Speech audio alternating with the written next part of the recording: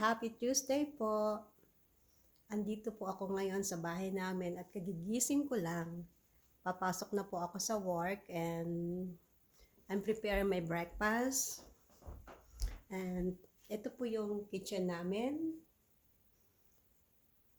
Bali, dalawa lang po kami ng asawa ko dito sa bahay at tulog pa siya hanggang ngayon. And I'm preparing my breakfast. Ito po yung kusina namin and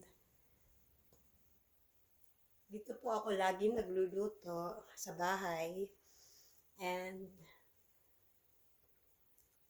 most of na niluluto ko po ay mga Filipino food, and even though that I've been here in America for many years, I still love Filipino food.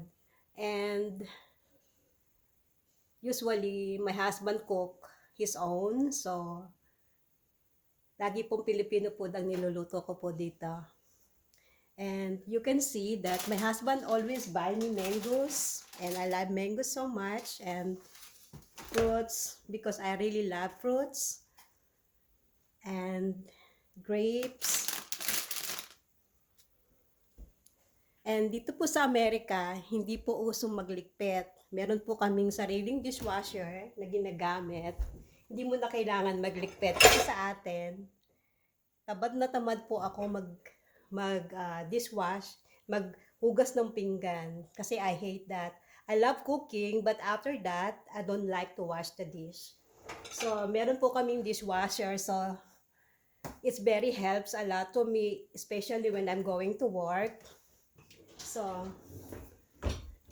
So yan lang po. And after breakfast, I prepared my breakfast and I'm going to work. Have a good morning to everybody.